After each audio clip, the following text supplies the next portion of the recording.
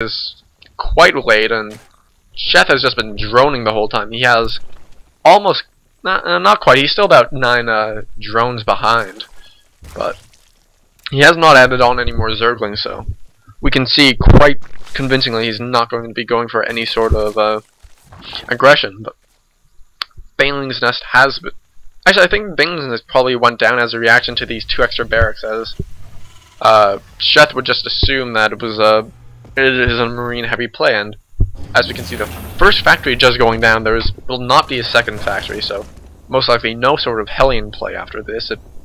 Most likely a few tanks just for support, and double engineering base getting some quick +1/+1 up. So maybe that factory is just... Actually, if he's not even going to use that factory and just stick with all marines, that's going to be, I think, quite perfectly timed to get the armory down just in time so that he can get +2/+2 for his marines started as soon as it finishes. So that will be interesting to see later on. As we look to Sheth. Sheth is just about halfway done getting his lair, so he also kind of low on the tech field. He just has Banelings. He has this evolution chamber which has done nothing. He could have started +1 melee or carapace for his Zerglings quite a while ago, but he has instead opted to not stay on that end. Only on 3 gas geysers. This one looks like it was just taken recently, as you may have been able to see from the drone placement here. And I'm not sure. I don't think we'll see Mutalisk come out, or Spider. Sheth does have enough money to place it down, and the scan does go down for Pokebunny and sees exactly what's going on. And with the gas +1 melee starting for Zerglings, and Baneling speed started early, right after the layer is finished, but not early in terms of the general game sense. And we do see a large push coming from Pokebunny of huge amount of marines. I think that's 26 just based on that control group, or yeah, about 26, 20+ marines. It's quick, but unfortunately, I think Sheth will be able to handle this tightly with just 12 Banelings coming out, another 10 on the way, and 14 Zerglings coming out. This is on creep. Pokebunny is not dropping a scan. I don't like that. If he was able to clear out all this creep and then push back another minute later with increased marines, maybe a few tanks if he is getting those. But Zerglings do come in there, they do go for the surround. Banelings move in. Pokebunny's not quite moving back all his marines. He does have a great spread. Banelings do detonate, take off the vast majority of the marines, and every single marine will go down. Just this one lone marine left, and he sadly falls to him. That was not a great attack for Pokebunny.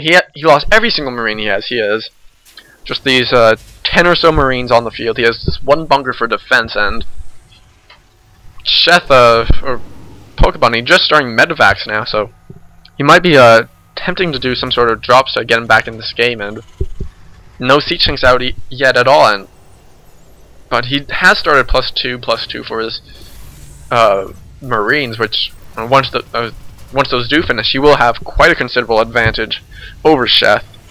And yeah, as we can see, Sheth only hasn't quite finished that +1/+1, and no second evolution chamber going down. But we do have an infestation pit, which is definitely the right choice.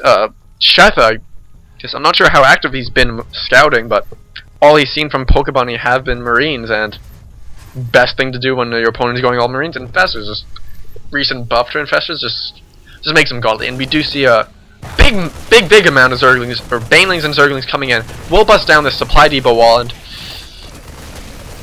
ooh, Banelings go off, depot goes down, marines die, and more Zerglings are being made, and few marines do survive. But that was 3 depots and a bunker, and all those marines going down for Pokebunny. That was definitely not the best exchange, and Pokebunny, weirdly enough, is pushing out with these 6 marines and does catch all these Banelings morphing in the act.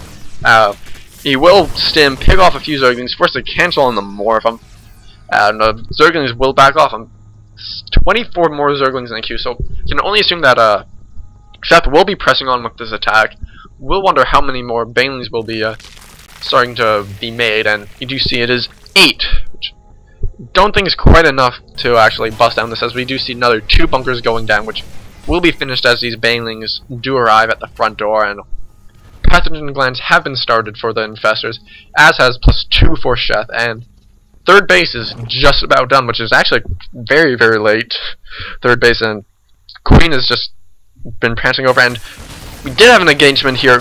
Quite a bit of Marines have been taken out from Pokebunny, and this is not good. The bunkers have not quite finished. This tank is sitting here without siege mode. Siege mode has not been started, and bunker just barely finishes, but there are not enough Marines, so this could be the end of it. Zerglings are destroying everything. Banelings explode, and these SCVs are just all alone. Zerglings come in, 2 Banelings in the SCV line, do explode, take out vast majority of the SCVs, but a lot of them injured. Look at all those red SCVs, and they will go down quite quickly to all of these Zerglings, and more Banelings explode.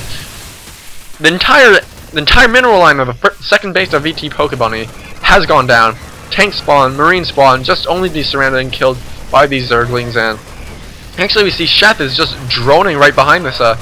He could actually win this if he just continually produced the Zerglings. Another 30-40 Zerglings stream straight into the base. I would definitely end this, but Sheth, showing just ever the patient player, is just showing that he can wait. He can win in another 5 minutes if he wants. As we can see, the unit tab, he's 70 drone to the 29 SCVs of Pokebunny, which quite the reversal of fortunes. If you remember earlier on, Sheth was well behind in SCV, or excuse me, drones, but now Sheth is well ahead on the advantage. He does have the tech advantage, as infestors will be popping out. 3 infestors coming out now, and Pokebunny has just started siege tank production.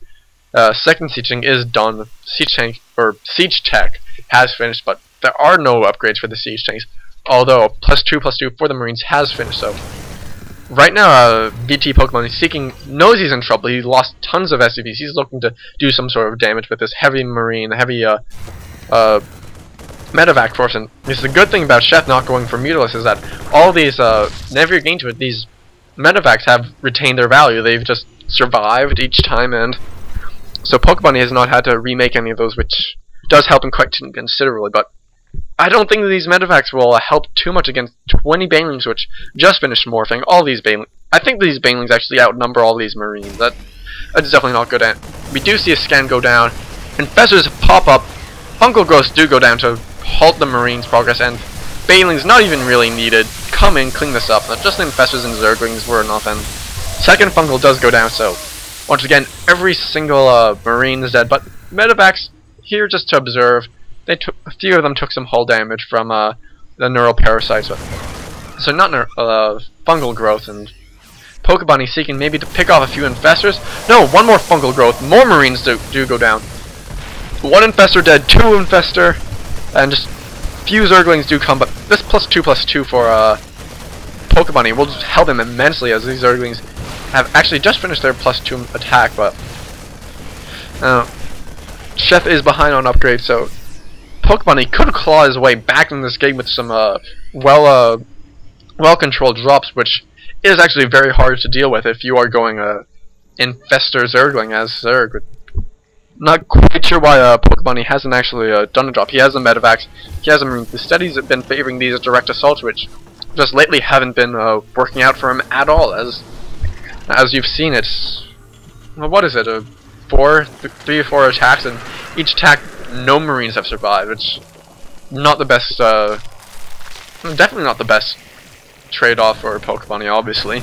What you really want to be able to do is attack and kill off the first wave of units for Zerg, and then it takes a second wave of units to clean up your Marines, or you're able to back off after that first engagement, and then you should be slightly ahead in food if you did manage to salvage that army. And even then, it's like you're trading one wave of your units for completely take out the first wave of your opponent's unit, and just then I don't know, the second wave comes out, so you are essentially a wave of units ahead.